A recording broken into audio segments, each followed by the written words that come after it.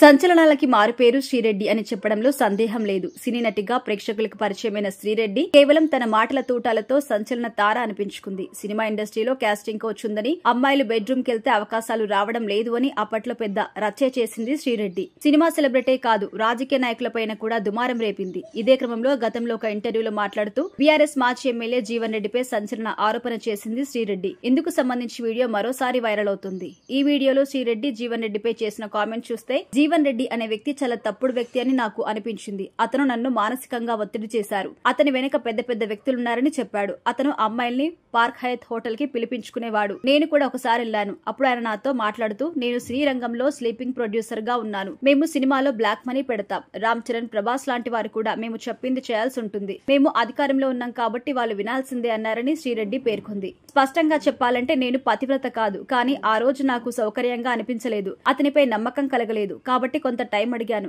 నా ఫ్రెండ్స్ కూడా ఇలా ఒకరికి పైగా అనుభవం చెప్పారు. చాలా మంది అమ్మాయిల్ని ఇలా మోసం చేశాడు అని శ్రీరెడ్డి తెలిపింది. ఇక శ్రీరెడ్డికి ఇలాంటి ఆరోపణ చేయడం కొత్తేం కాదు. గతంలో కూడా చాలా మంది సెలబ్రిటీస్ విషయంలో ఇలానే చేసింది. అయితే ఏదేమైనా గతంలో ఎప్పుడో శ్రీరెడ్డి చేసిన ఈ వీడియోస్ ప్రజెంట్ సోషల్ మీడియాలో స్ప్రెడ్ చేస్తున్నారంటే దీని వెనుక ఏం జరుగుతుంది అనేది మాత్రం ఇప్పటికీ సస్పెన్సే.